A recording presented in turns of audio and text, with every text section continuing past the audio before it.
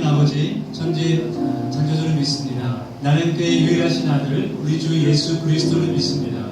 그는 성령으로 잉태되어 동정녀 마리아에게서 나시고 본디오 빌라도에게 고난을 받아 십자가에 못 박혀 죽으시고 장사한 지 사흘 만에 죽은 자 가운데서 다시 살아나셨으며 하늘에 오르시어 전능하신 아버지 하나님 우편에 앉아 계시다가 거기로부터 살아있는 자와 죽은 자를 심판하러 오신다. 나는 성령을 믿으며 거룩한 공교회와 성도의 교제와 죄를 용서하는 것과 몸의 부활과 영생을 믿습니다. 아멘. 다 자리에 앉으시고 우리 함께 이 시간 하나님을 찬양하기를 원합니다. 하나님, 저희들이 이 시간 하나님 앞에 예배하길 원합니다. 하나님, 저희들이 하나님 앞에 예배자가 되길 원합니다. 하나님, 저희들의 예배를 받아주시옵소서. 이런 마음과 함께 하나님을 찬양하기를 원합니다.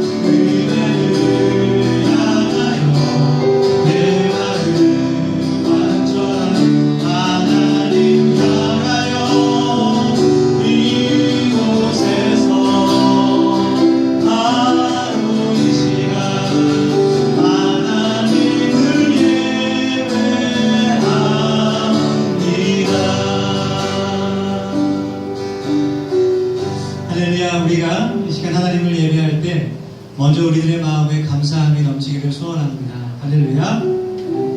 하나님, 저희가 주님께 예배할 수 있는 이 시간이 너무나 하나님께 감사합니다. 그런 마음으로 우리 찬양하고 하나님께 예배하는 시간이 되길 소원합니다. 주의 손에 나의 손을 포개고 찬양할 때 주님께서 나를 위해 흘리신 보혈을 의지해서 이렇게 찬양드리기 원합니다. 주 보혈 날 정결케 하고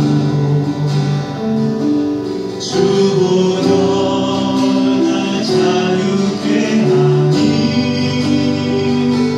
주 앞에 나 예배하는 이 시간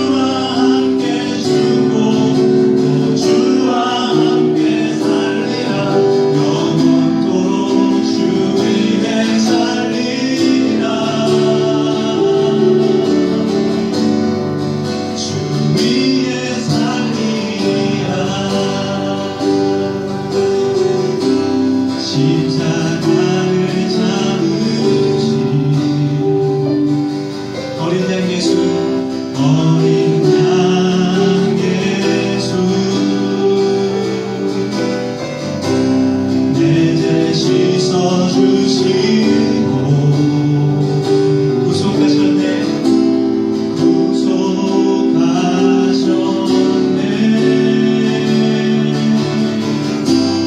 어둠 물리치신 세상의 빛 예수 세상의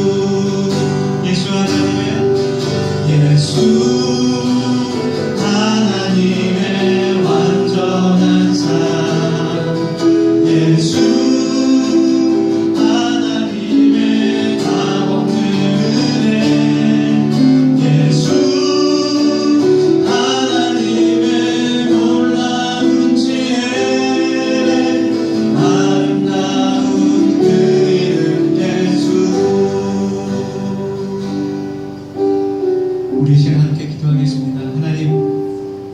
하나님의 그 사랑하심과 하나님의 은혜가 있어서 저희들이 지금 이곳에 있은 것을 하나님 믿고 감사를 드립니다. 나를 위해 십자가에 달려서 그 희생을, 목숨을, 생명을 희생하신 주 예수 그리스도의 이름 앞에 저희들이 이 시간 무릎 꿇습니다. 하나님의 그 놀라운 사랑과 은혜로 이 시간 저희들을 덮어주시고 성령으로 저희와 함께하여 주셔서 이 시간 온 마음을 다해 주님을 예배하며 찬양하며 경배하는 시간이 되게 하시고 나의 삶의 주인 되시는 분은 하나님이시라는 것을 저희가 믿음으로 고백하며 나아가는 이 예배가 되게 하여 주시옵소서. 주님께서 이 시간 성령과 말씀으로 저희와 함께하여 주셔서 새로운 힘과 능력으로 저희를 채워주시고 하나님이 주신 능력과 그 사랑으로 저희가 세상을 살아갈 수 있도록 주님 은혜 베풀어 주시옵소서. 주님 감사합니다. 이 시간 우리 통성으로 함께 기도하며 나아갈 소망합니다. 함께 기도하겠습니다. 아버지 하나님, 저희를 기도하며 성령 하나님께서 함께하여 주셔서 하나님이 예배하는 시간 함께 주시옵소서. 주님 함께 주시옵소서. 하나님 주님 간절히 고백하오니 하나님 성령을 함께하여 주십시오. 하나님 저희의 삶의 주인 되신 주 옆에 나아가 고백하여 주십시오. 아버지 주님이 예배하시는 능력을 주십시오. 아버지 하나님의 사랑을 원하시는 주십시오. 함께하여 주십시오. 하나님 저희의 심령 가운데 아버지 주의 성령을 모아주시고 주의 은혜가 심령을 주셔서 하나님 특성을 주시고 아버지 주님 함께하여 주시고 아버지 주님 함께하여 주시고 내 성을 주님을 세상에 함께하시는 하나님 주여 주의 바라시는 아버지 예배 주의 바라시는 하나님 주의 만나게 하시는 성을 사랑하시는 하나님 주여 우리 고백하며 하시는 하나님 주여 주시옵소서. 아버지 주여 하시는 하나님 주여 주의 건강을 되게 하시고 하나님 주여 하나님 주여 주님 주의 나라시는 하나님 주여 주의 세계를 지키시고 하나님 주여 주시는 아버지 주여 아버지 주님 말씀하여 주시고 하나님 주여 성령을 하나님 주여 하나님 주여 하나님 주여 주신 말씀 주시는 감사합니다.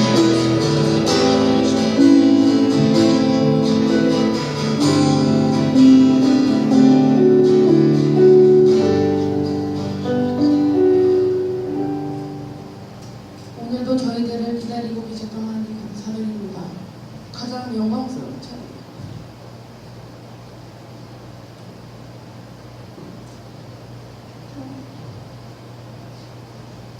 하나님을 향한 간절함으로 나왔습니다.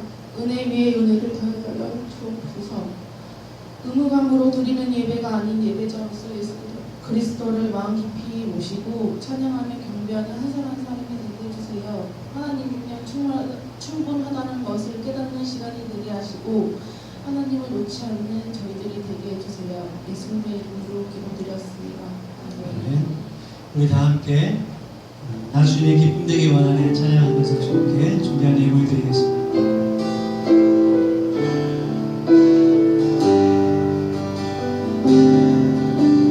나 주님의 기쁨 되기 원하네 그 마음을 새롭게 하소서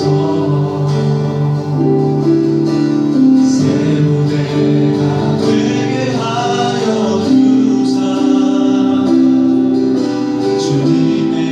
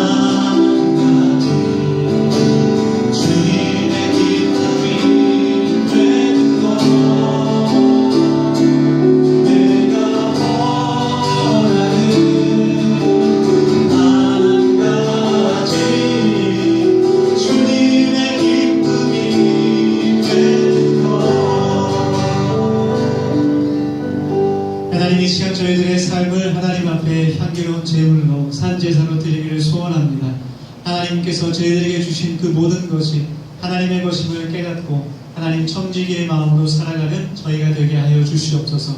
때를 따라 도우시며 메마른 땅에 비를 내리시는 그 하나님의 은혜가 저희들의 삶에 충만하기를 원합니다. 하나님, 저희들의 삶을 풍성케 하셔서 하나님, 저희들의 삶이 예수 그리스도를 증거하는 삶이 되게 하시고 하나님, 다른 사람을, 나의 이웃을 도울 수 있는 풍성한 삶이 될 수 있도록 주님께서 한 사람 한 사람 축복하여 주시옵소서. 하나님께 이 드린 예물들이 하나님 나라를 세우는 데 사용될 수 있게 하여 주시고 하나님, 헛된 욕심들이 저희들 마음 가운데 비워질 수 있도록 주님께서 은혜 베풀어 주시옵소서. 감사드리고 예수님의 이름으로 기도드립니다. 아멘. 할렐루야. 우리 하나님의 말씀 함께 찾겠습니다. 요한복음 8장 1절에서 11절까지 말씀입니다.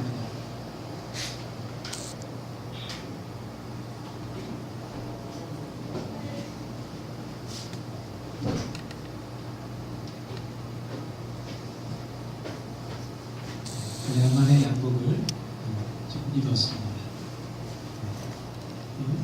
하나님 다음으로 높으신 사모님이 입으라고 하셔서 순종한 마음으로 입게 되었습니다. 우리 요한복음 8장 1절에서 11절까지 말씀 한 절씩 교독하고 우리 마지막 절은 함께 공독하겠습니다. 제가 먼저 8장 1절 말씀을 읽겠습니다. 예수는 감람산으로 가시니라.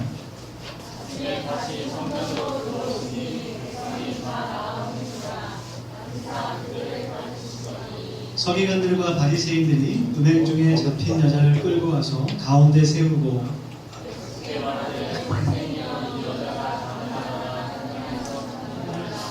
모세는 율법에 이러한 여자를 돌로 치라 명하였거니와 선생은 어떻게 말하겠나이까.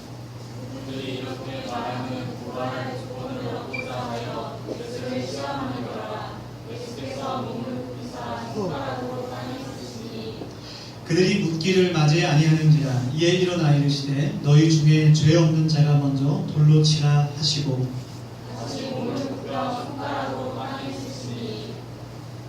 그들이 이 말씀을 듣고 양심의 가책을 느껴 어른으로 시작하여 젊은이까지 하나씩 하나씩 나가고 오직 예수와 그 가운데 섰는 여자만 남았더라.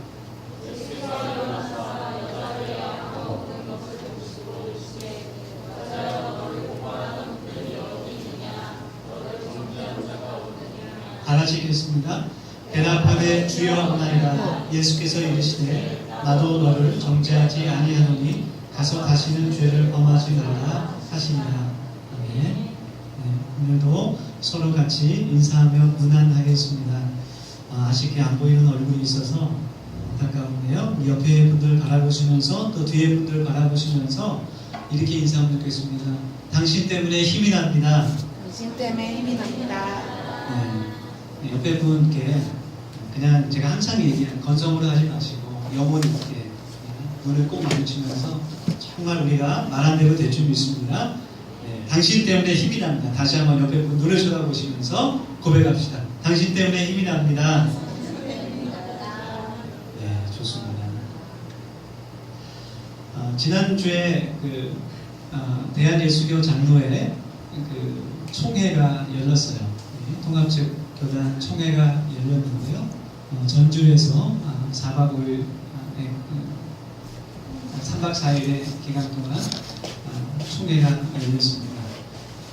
이번 세습 사태 때문에 관심을 가지고 계속해서 뉴스를 이제 접하면서 지켜봤어요.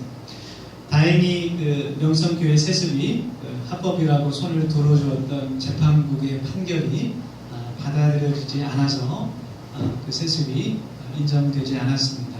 그리고 재판국원 15명이 전원이 교체가 됐고 다시 이제 재심을 받게 된 것이죠. 그래서 하나님께 감사드리고 아직 이제 재판이 이제 재심이 남아 있지만 대부분의 사람들이 예상하기로는 세습이 이제 인정되지 않을 것이다. 그렇게 이제 예상을 하고 있어요. 그래서 이제 앞으로 명성교회는 이제 두 가지의 선택이 있는데 세습을 철회하거나 아니면 이제 교단을 탈퇴하는 그런 방법이 있을 것 같아요.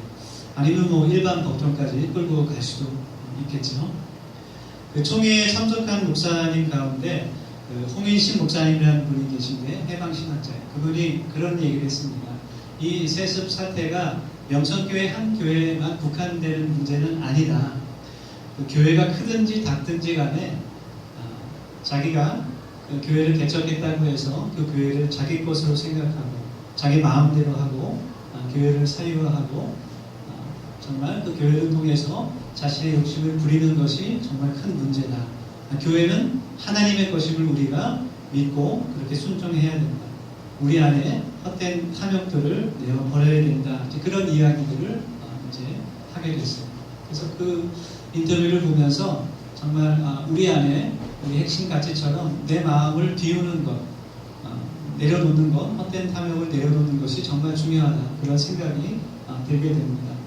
우리 더세움교회가 이제 2주년을 넘어가면서 비움의 가치에 대해서 더욱더 우리가 묵상할 수 있는 그런 공동체가 되기를 소망합니다. 그래서 하나님께서 우리에게 지혜와 분별력을 주셔서 정말 하나님 나라를 위해서 우리의 헛된 마음들을 내려놓을 수 있는 그런 공동체가 되기를 원합니다. 또 이번 그 총회에서 이제 이슈가 된 것이 NAP에 관련된 것이었어요. 여러분 들어보신 분도 많이 계시죠? NAP, 국가인권정책 기본계획이라고 합니다. 네. National Action Plans for the Promotion and Protection of Human Rights. 그래서 국가가 오래간만에 원했어요. 국가가 그 이제 정책들을 그 인권을 위해서 인권을 더 증진하고 보호하는 그런 정책들을 이제 계획해 나간다는 것인데 8월달에 지난 6월달에 이제 정책이 수립됐고 통과가 돼서 이제 국무회의에서 대통령이 이제 허락하면 그것이 이제 각 정부 부처에서 시행이 되게 돼 있어요. 아직 국무회의에서 통과는 안 됐는데 그래서 굉장히 이 문제를 지금 이제 기독교에서는 심각하게 받아들이고 반대를 하고 있어요. 인권을 보호한다는 것, 모든 사람들이 평등하다는 것은 기독교의 가치입니다. 하나님 말씀에서도 남녀노소 누구든지 하나님 앞에서 평등한 사람이고 하나님께서 주신 그런 권리가 있다는 것을 인정하고 표현하고 격려하지만 저 국가인권정책 기본계획이 조금 문제가 되는 것이 있어요.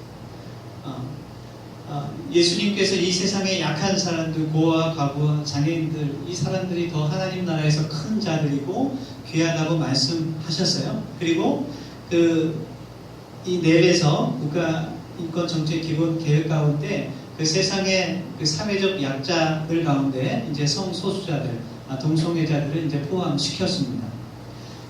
우리 포함시킨 것까지는 괜찮은데 저 넷이라는 것을 통해서 궁극적으로 저게 목표하는 것은 뭐냐면 이제 차별금지법을 법으로 이제 제정하는 거예요. 그래서 우리 기독교가 동성애에 대해서 어떠한 주장도 하지 못하게 만들려는 것이 이제 궁극적인 목적이 되는 것이죠.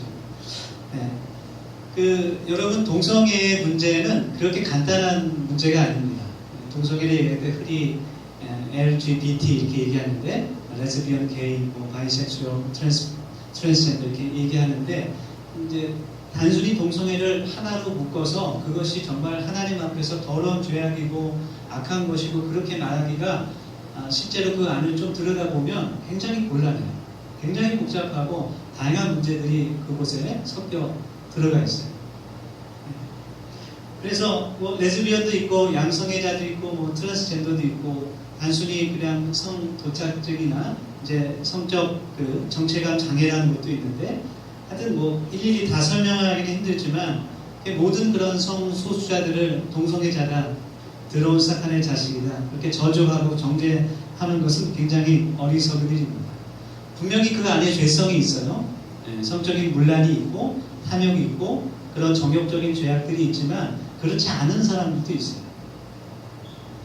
저 법이 이제 제정되면 문제가 되는 것이 어떤 것이냐면 이제 성을 생각할 때 남성 여성을 생각할 때 하나님 우리 기독교에서는 하나님께서 우리에게 주신 선물이라고 생각하지만 인권단체에서는 성이 한 개인이 선택할 수 있는 화학적인 것이라고 이야기를 합니다. 우리 기독교에서는 하나님이 주신 성이지만 인권에서는 내가 자유롭게 선택할 수 있는 성이라고 말하는 겁니다.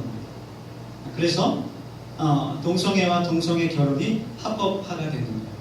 그러니까 지금도 동성애를 이제 원하는 사람들은 이렇게 같이 동거를 하고, 한국에서는 아직 결혼이 합법화되지 않아서 결혼 이제 신고는 할 수 없지만 같이 결혼식도 하고 같이 살아가고 있어요. 지금도 그렇게 살아가고 있는데, 그거를 법으로 합법화해 주는 거는 전혀 또 다른 차원의 문제가 그 안에 들어가 있어요. 지금도 원하면 그렇게 할 수 있지만 그것을 합법으로 인정해 주는 것은 굉장히 다른 차원의 문제. 왜냐하면 더 이상 그것에 대해서 반대하는 표현을 하지 못하도록 막아버리는 거예요. 그들도 그들의 의사를 표현할 자유가 있듯이 반대하는 사람들도 반대하는 그런 표현을 할 수 있어야 되는데, 그거를 막아버리는 결과를 나타나게 됩니다. 미국과 캐나다의 예처럼 이제 그 나중에 차별금지법이 통과되면 이제 어떻게 되냐면, 교회 강단에서 동성애가 죄라는 그 설교를 하지 못하게 돼요. 목사님들. 그리고 동성애자가 이제 목사님께 와서 주례를 부탁했는데 그것을 거절하면 민형사상 책임을 져야 돼요. 지금 그렇게 하고 있습니다.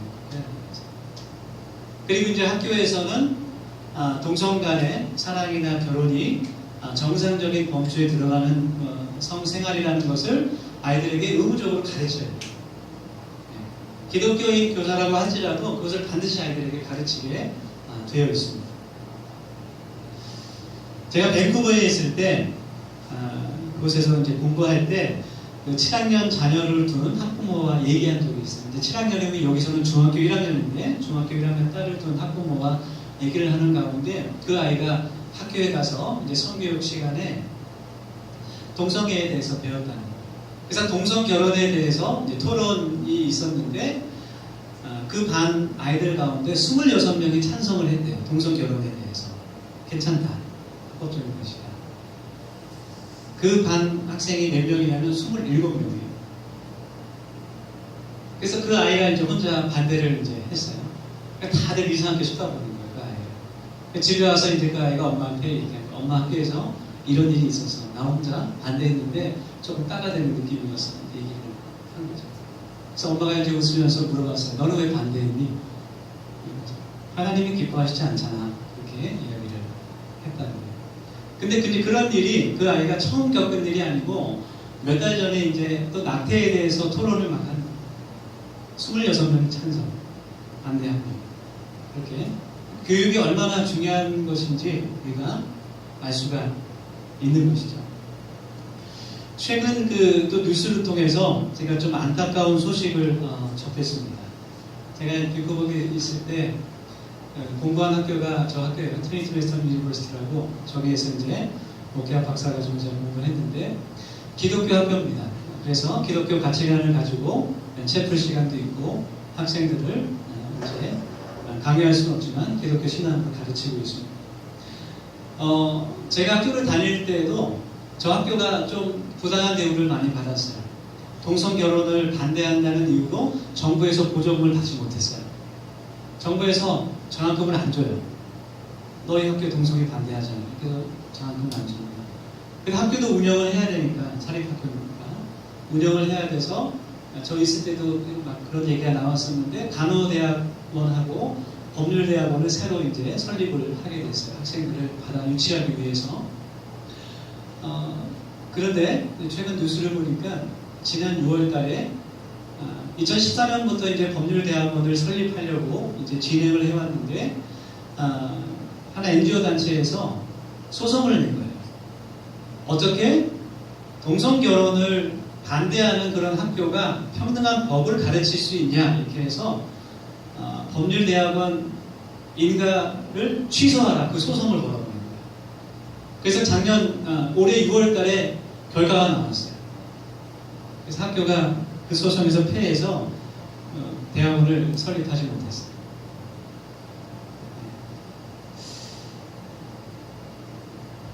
여러분, 우리가 그리스도인으로서 비본질적인 것에 대해서는 자유해야 됩니다. 우리가 항상 열린 마음을 가지고 있어야 되고, 우리 이웃에 대해서 무조건 막 비난하거나 판단하거나 정죄해서는 안 되지만, 하나님의 진리의 말씀에 앞에서는 우리가 그것을 절대로 양보할 수가 없는 것입니다. 내가 곧 진리요 길이요 진리요 생명이라는 말씀하신 그 예수님의 말씀에 따라서 정말 어지러운 세상 앞에서 우리가 하나님의 말씀을 붙잡고 하나님의 믿는 그리스도인으로서 좌로나 우로나 치우치지 않고 살아가야 될 줄 믿습니다. 아멘. 우리가 이제 점점 우리 자녀들도 점점 예수님을 믿기가 하나님을 믿기가 점점 더 어려워질 거예요. 그렇죠? 다원주의와 포스트 모더니즘은 더 이상 구원은 하나님께만 있지 않다고 말합니다. 구원받을 수 있는 길이 더 이상 교회에만 있지 않다 이렇게 주장하고 있습니다. 그렇죠? 하늘나라의 천국에 가는 것이 꼭 하나님 통해서만 가는 것은 아니다. 그렇게 가르치고 있어요. 그리고 또 인권 단체들은 평등을 얘기하면서 모든 진리가 상대적인 것이라고 얘기하고 인권과 평등을 외치면서 기독교인들이 기독교 가치를 말하지 못하도록 방해하고 훼손시키려고 하고 있는 거예요. 그래서 우리가 정말 끝까지 우리의 신앙을 하나님 말씀에 그 진리의 말씀 위에 두고 주님 앞에서 우리의 믿음을 지켜나갈 수 있기를 간절히 소원합니다. 아멘. 그래서 믿음을 지키면서 또 우리가 한편 이제 마음으로 다짐해야 될 것은 이제 세상을 향해서 열려 있어야 된다는 거죠. 흑백 논리를 가지고 세상은 무조건 악하고 나는 무조건 선하고 사실은 기독교인들이 더 악한 것 같아요. 그렇죠? 하나님 앞에서 그렇게 생각해서는 안 된다는 거죠. 그래서 우리가 이 세상에서 살아가야 되는 그 사명 가운데 하나는 하나님에 대한 절대적인 신뢰와 믿음을 가지고 이 땅을 하나님의 나라로 변화시키는 것. 그것이 우리의 사명인 줄 믿습니다. 오늘 성경 말씀에서 예수님께서 가늠한 여인에게 용서를 베풀어 주십니다. 가늠한 여인에게 용서를 베풀어 주심으로 하나님의 나라를 세우시는 것을 우리가 말씀 통해서 볼 수 있는데 우리가 오늘 이 말씀을 함께 나누면서 정말 우리가 직면한 이 세상의 여러 가지 도전들 앞에서 하나님의 지혜를 배울 수 있기를 간절히 원합니다. 오늘 이 말씀의 이야기는 아마 많이 들어서 다 알고 계실 것 같아요. 서기관과 바리새인들이 성경교사라고 불리는 서기관과 바리새인들이 가늠한 여인을 예수님 앞으로 끌고 왔습니다. 예수님과 또 예수님의 제자들 그리고 많은 유대인들이 모여있는 그 자리에 예수님 앞에 그 여인을 세우게 되었습니다. 그리고 예수님께 질문을 하는 거죠. 그것은 예수님을 이제 곤란에 빠뜨리기 위한 그러한 질문이었어요. 예수님께 말합니다. 모세의 율법에는 이와 같은 사람을 죽이라고 되어 있는데 예수님께서는 어떻게 하실 겁니까? 레위기 20장 10절 말씀에 나오는 그 구절을 이야기하는 거죠. 모세의 율법에 가늠한 여인을 돌로 쳐 죽이라고 했는데 예수님께서 어떻게 하실 겁니까? 예수님을 곤란에 빠뜨리기 위한 시험을 준비하는 거예요. 예수님께서 만약 그 여인을 보고 좋다, 당장 돌로 쳐 죽여라 이렇게 이야기하면 로마법을 위반하게 됩니다. 로마의 통치 아래에 있었기 때문에 유대인들은 사형권이 없어요. 로마의 허락을 받아야 됩니다. 그래서 예수님께서 이제 잡혀가게 되는 거죠. 그리고 만약 이 여인을 살려줘라, 용서해줘라 얘기하면 예수님은 하나님으로부터 온 사람이 아닌 게 됩니다. 하나님의 말씀을 지키지 않는 사람이 되어버립니다. 더 이상 대중들은 예수님을 따르지 않을 겁니다. 서기관과 바리새인들이 나쁜 마음을 가지고 예수님을 넘어뜨리기 위해서 지금 예수님을 시험하는 것이죠. 이 여인을 데리고 올 때부터 거기 주위에 모여있던 사람들이 두 배로 갈라지는 거예요. 그래도 살려줘야 된다. 용서해야 된다. 무슨 말이냐. 한쪽에서는 모세율법에 분명히 나와있지 않느냐. 우리가 돌로 저 여인을 쳐 죽여야 된다. 그것이 하나님의 정의다. 둘로 나와서 싸우고 있는 거예요. 모든 사람이 예수님을 주목하고 예수님의 이야기를 기다리고 있습니다. 모든 시선이 예수님을 향할 때 예수님께서 이제 성경에 기록된 대로 바닥에 손가락으로 글을 쓰시기를 시작해요. 그래서 어떤 내용을 쓰셨는지는 성경에 나와 있지 않기 때문에 정확히 알 수 없지만 신학자들마다 이제 의견이 다양하게 있어요. 나중에 이제 천국 가면 좀 물어봐야 될 텐데 제가 이제 개인적으로 짐작하기로는 아마 예수님께서 마태복음 5장에 예수님이 먼저 하신 말씀들 5장 27절부터 나오는 말씀 저 말씀을 이렇게 쓰시지 않았을까 개인적으로 그런 짐작을 해봅니다. 그리고 예수님께서 그 자리에 있는 모든 사람들을 바라보시면서 말씀하시는 것이죠. 죄 없는 사람이 와서 먼저 돌로 쳐라. 그렇게 말씀하십니다. 그리고 나서 또 땅바닥에 엎드려서 또 글을 쓰시기 시작해요. 또 어떤 글을 쓰셨을까? 한번 생각해 봤는데, 그것에 이제 이건 제 개인적인 상상입니다. 여러분 뭐 밖에 나가서 우리 목사님 자꾸 성경에 없는 이상한 얘기하는데 얘기하시면 안 돼요. 제 얘기 상상이니까, 상상차이니까. 그 예수님께서 아마 이제 그곳에 모인 사람들 다 남자였을 텐데, 그 남자들의 이름을 이제 쓰면서 그 옆에다가 그 남자들이 마음으로 가늠한 여자들의 이름을 같이 쓰시지 않았을까? 그냥 제 생각에. 그걸 보고 얼마나 깜짝 놀라겠어요. 그래서 양심에 찔리게 되어서 하나 둘씩 그 자리를 떠나가게 되는 것이죠. 그리고 예수님께서 말씀하시기를 그 여인에게 나도 너를 정죄하지 않는다. 가서 다시는 죄를 짓지 말아라. 정확히 번역하면 그런 뜻이에요. 내가 너에게 새로운 삶을 주겠다는 뜻이에요. 너의 죄를 이 자리에 놓고 새롭게 떠나가라. 그러니까 죄를 여기에 남겨두고 떠나가라는 말이에요. 정확히 번역하면. 새로운 삶을 출발해라. 이런 의미로 그 여인에게 말씀하십니다. 그래서 이 말씀을 오늘 우리가 마음에 새기면서 우리가 그리스도인으로서 이 세상에서 어떻게 살아가야 될까를 우리가 그 지혜를 얻기를 원합니다.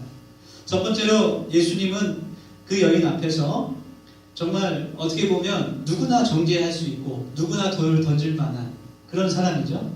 누구나 욕할 만한 그런 사람 앞에서 그 정말 가늠하다 현장에서 잡혀온 그 여인 앞에서 그곳에 모인 모든 사람들이 또 우리들이 먼저 자신의 죄를 바라볼 수 있기를 예수님께서 원하십니다. 그래서 예수님께서 마태복음 5장에서 말씀하시듯이 내 형제 눈에 티를 보지 말고 내 눈에 들보를 먼저 봐라 그렇게 말씀하십니다. 다른 사람의 작은 잘못을 들추지 말고 너 자신이 갖고 있는 더 큰 죄를 너희가 바라보라 그렇게 예수님께서 말씀하시는 것이죠. 그래서 우리가 남을 정죄하기 전에 먼저 하나님 앞에 내 자신을 세우고 내 자신의 죄를 먼저 바라보고 회개할 수 있는 그런 마음들이 되어야 된다는 거예요. 영성교회를 바라볼 때도 우리가 많이 손가락질하고 비난하고 욕하지만 그들의 모습 속에 있는 보이는 그런 죄악들이 우리 마음 가운데도 여전히 있다는 것을 우리가 고백할 수 있어요. 우리 마음 가운데 여전히 탐욕이 있고 욕심이 있고 내려놓지 못하는 그런 마음들이 있다는 거죠. 두 번째로 주님께서 그 여인에게 용서를 베풀어 주시고 다시는 죄를 짓지 말라 명령하시는 것은 그녀에게 새로운 삶을 출발하도록 기회를 허락하신, 그래서 예수님께서는 생명을 살리시는 분이라는 것을 우리가 깨달아 알 수 있습니다. 치료하시고 우리의 삶을 회복시키는 분이시라는 것을 우리가 알 수 있어요. 사탄은 반대로 악한 세력들은 생명을 자꾸 죽이려고 해요. 아프게 하려고 하고 고통을 주려고 하고 결국 그 생명을 죽이려고 합니다. 또 성경에 기록되어 있지는 않지만 그 바리새인과 서기관들이 그 여인을 잡아서 끌고 왔을 때 궁금해지는 거예요. 어떻게 잡았을까? 어떻게 현장에서 그 여인을 잡았을까? 어떻게 잡았을까요? 그 사람들이 시간이 많아서 잠복 근무를 한 것도 아니고 예수님을 시험에 빠뜨리기 위해서 설계를 한 거예요. 미리 함정을 파놓고 그 여인을 잡은 거예요. 현장에서. 우연히 잡기는 힘들거든요. 예수님께 그 여자를 데리고 가기 위해서 먼저 자리를 다 계획을 세워놓고 그리고 나서 그 여인을 잡아서 예수님께 데리고 오는 겁니다. 그 바리새인과 서기관들은 충분히 그런 짓을 하고도 남을 사람들이었어요. 여러분 그것은 하나님 앞에서 굉장히 끔찍한 범죄입니다. 그 여인을 데리고 오면서 생각하는 거예요. 이 여자는 죽어도 상관없다고 생각하는 거예요. 하나님 앞에서 살인죄를 짓는 거예요. 아마 그 여인을 예수님 앞으로 끌고 오면서 바리새인들과 서기관들이 이런 대화를 나눴을지 몰라요. 오늘 둘 중에 하나는 분명히 죽을 거야. 이 여자가 죽든지 예수가 죽든지 이제 예수는 끝났어. 분명히 그런 대화를 나눴을 것 같아요. 여러분 그러나 예수님은 그 여인을 살려주시고 예수님도 살아나신 줄 믿습니다. 아멘. 생명을 살리시는 분. 그것이 예수님의 사랑입니다. 그래서 우리가 이 땅에서 정말 소외된 그런 사람들, 사회적 약자들을 바라보면서 하나님의 정의와 사랑을 가지고 나아갈 때 하나님의 정의보다는 사랑을 먼저 가지고 나아가야 됩니다. 약한 사람들이기 때문에. 어린아이라고 생각하면 맞는 것 같아요. 여러분, 어린아이들에게 정의를 이야기하면 이해를 하지 못해요. 먼저 그 아이들에게 사랑을 가지고 나아가요. 그리고 나서 하나님의 정의를 가르쳐야 된다는 것이죠. 그래서 정죄보다는 관용과 배려를 먼저 생각해야 되는 거예요. 왜냐하면 성경이 말씀하시는 대로 심판하시는 분은 오직 하나님이시기 때문입니다. 우리는 심판권이 없어요. 그래서 우리가 물론 말씀을 기준으로 판단할 수는 있지만 너무 쉽게 심판을 할 수는 없습니다. 저는 전에 그 대학생 때 여름에 이제 봉사 활동을 가서 그때 이제 동두천으로 갔는데요. 칠리라는 지역으로 갔는데 그 윤락 여성들 사는 곳에 가서 이제 3박 4일 동안 그 교회에서 이제 같이 성경학교 하면서 또 만나면서 사역을 했는데 그곳에 가서 이제 인생 처음으로 트랜스젠더 한 분을 만났어요. 트랜스젠더라는 것은 자신이 태어난 육체적인 성이 아닌 다른 성을 정체성으로 갖고 태어난 사람이에요. 그래서 그분도 몸은 남자인데 마음은 여자인 거예요. 그래서 3박 4일 동안 그분하고 이제 같이 생활하면서 느낀 점은 참 좋은 사람이다. 믿음도 좋고 봉사도 열심히 하고 가끔 이렇게 얘기할 때 계속 막 쳐요. 툭툭 조금 징그러울 때가 있었는데 이제 예수님을 믿고 거듭나고 구원의 확신을 가지고 더 이상 그렇게 죄악을 짓지 않으면서 살려고 노력하는 모습. 그건 이제 또 자신의 과거에 잘못했던 것을 고백하는 이야기들을 이제 같이 이야기하면서 정말 좋은 사람으로 이렇게 느껴졌습니다. 또 우리가 흔히 이제 동성애라고 생각하게 되면 포털에 이제 검색하면 연관어만 막 나오죠. 그 연관 검색어만 봐도 쉽게 알 수 있는 것이 한문성교, 에이즈 이런 것들이 나와요. 그렇죠? 성병. 그래서 그런 것들이 이제 떠오르고 자꾸 그런 것들과 연관시키는데 사실 다 그런 것은 아닙니다. 그런 사람들도 있고 또 아닌 사람들도 있어요. 그래서 그들을 볼 때 무조건 정죄하고 무슨 사탄의 자식처럼 여길 것이 아니라 정말 도움이 필요한 사람, 기도가 필요한 사람, 그렇게 생각해야 됩니다. 그래서 우리 인간의 죄 때문에, 죄의 본성 때문에 그렇게 고통받고 있는 것이죠. 그래서 우리가 함께 안타까워해야 되고 하나님의 은혜를 간구해야 됩니다. 인간의 죄의 본성 때문에 고통받고 있는 거예요. 이 관점이 방금 이야기한 이것이 굉장히 중요한 관점인데요.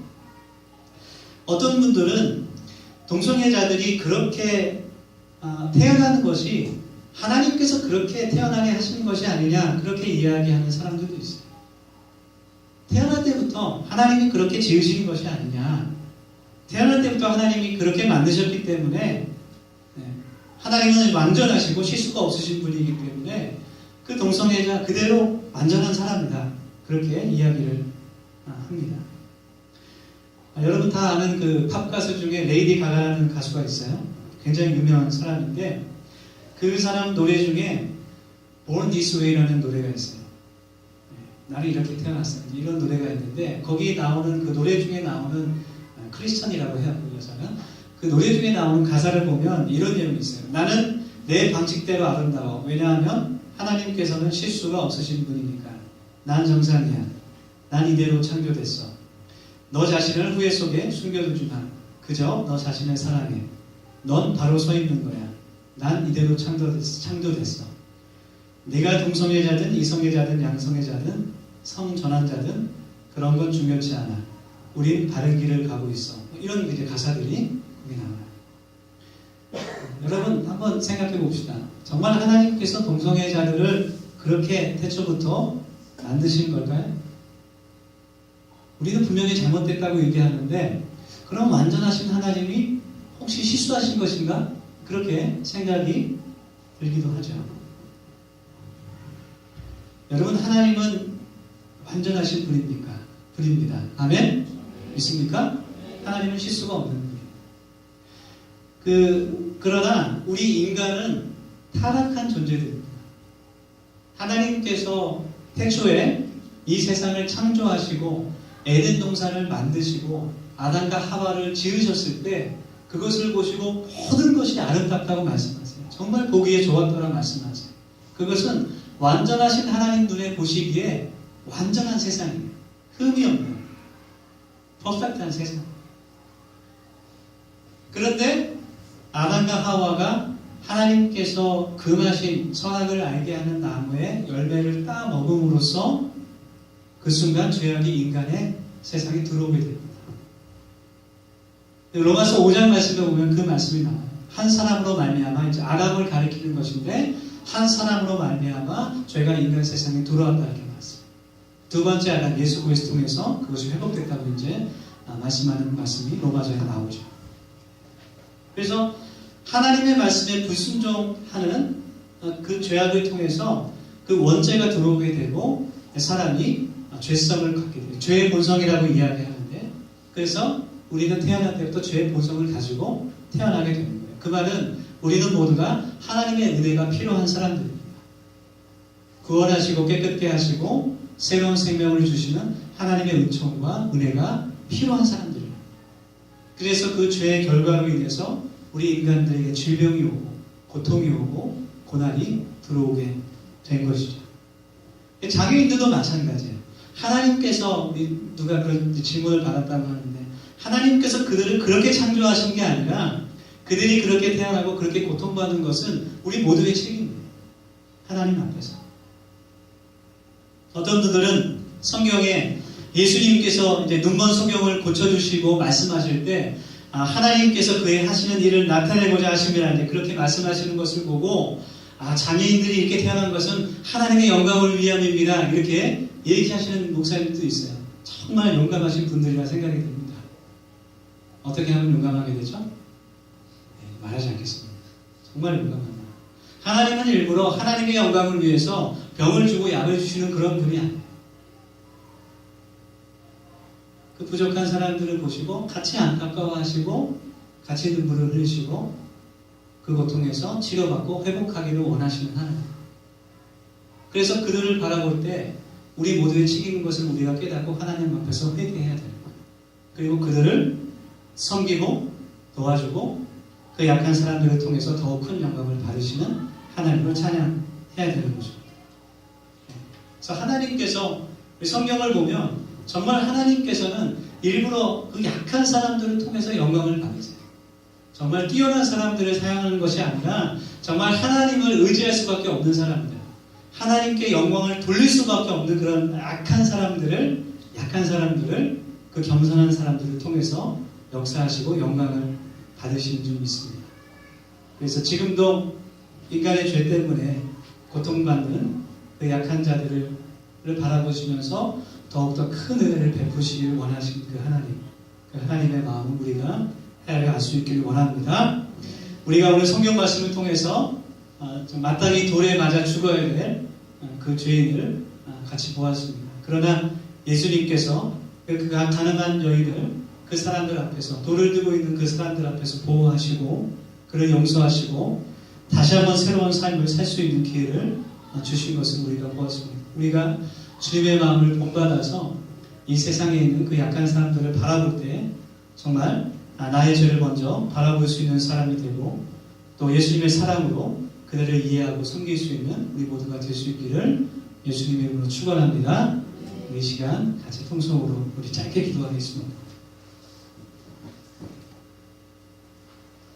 우리가 한 1, 2분 정도 같이 통성으로 기도할 때 오늘 말씀을 우리가 마음속에 심고 하나님, 우리가 세상을 향해 손가락질하고 정죄하기 전에 먼저 저희들이 하나님 앞에 설 수 있게 하시고 먼저 하나님 앞에 회개하며 나아가는 저희들이 될 수 있도록 도와주시옵소서. 그렇게 기도할 수 있기를 원합니다.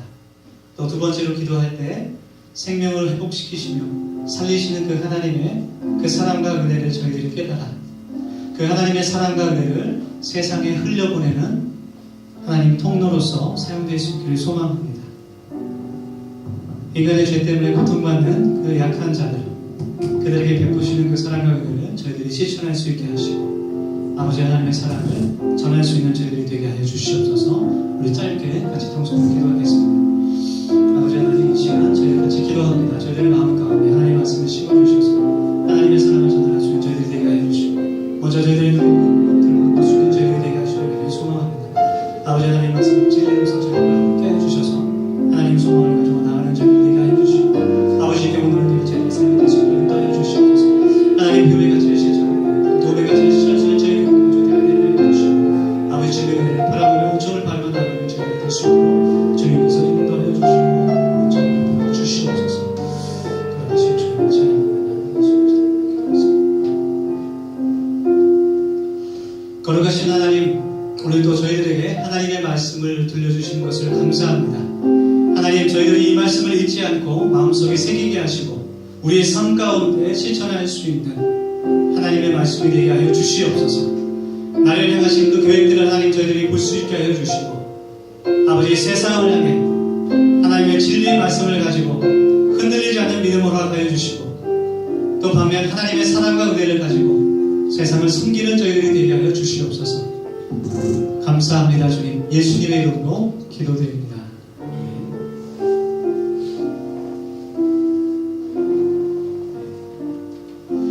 우리 더전교회 소식 알려드리겠습니다.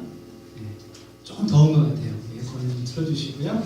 우리 더전교회 모신 모든 새가족을 환영하고요. 정말 오래간만에 돌아온 가족들도 굉장히 환영합니다. 우리 아주머니 날 같이 찬양 드리기를 원합니다.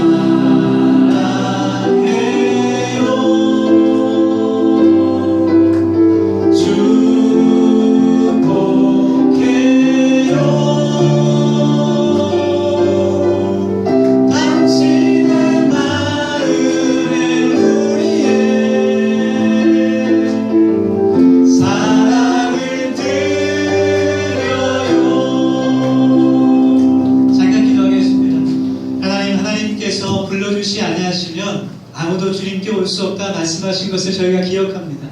하나님께서 우리 더센교회에 이현 성도님 보내주신 것을 감사하며 하나님을 찬양합니다. 우리 교회 안에서 하나님을 더욱더 깊이 알게 하시고 더욱더 하나님을 깊이 만날 수 있도록 하나님께서 인도하여 주시옵소서.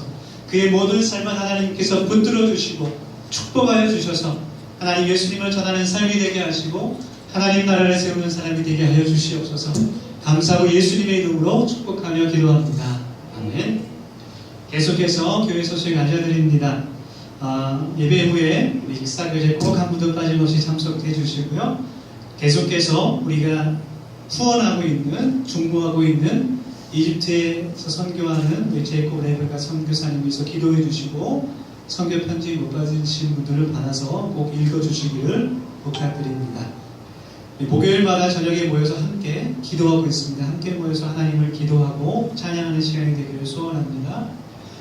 매월 첫째 주 토요일은 저희들이 새벽 예배가 있는 날입니다. 그래서 매월 첫째 주 토요일에 새벽 예배를 모여서 이 시간 여기서 새벽 예배 드리는데요. 10월 달에는 특별히 산기도를 하겠습니다.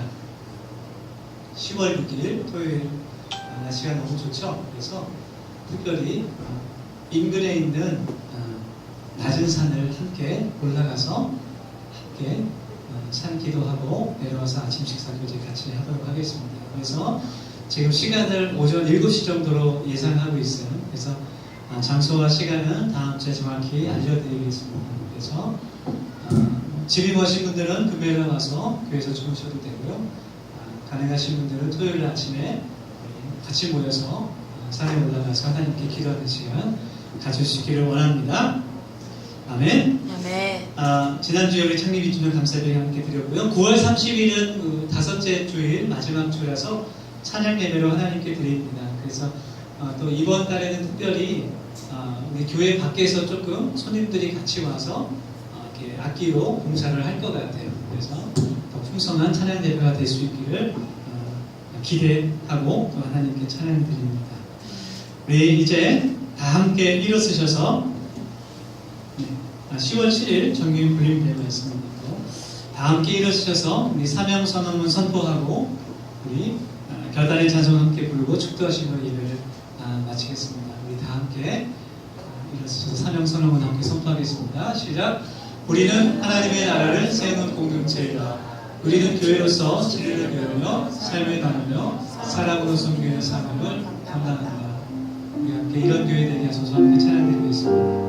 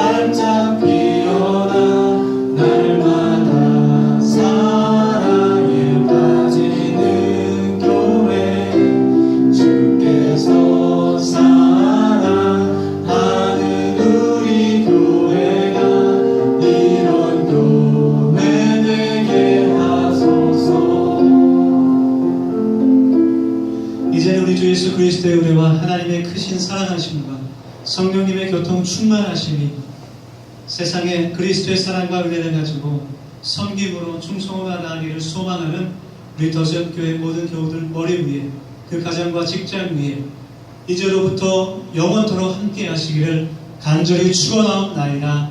아멘.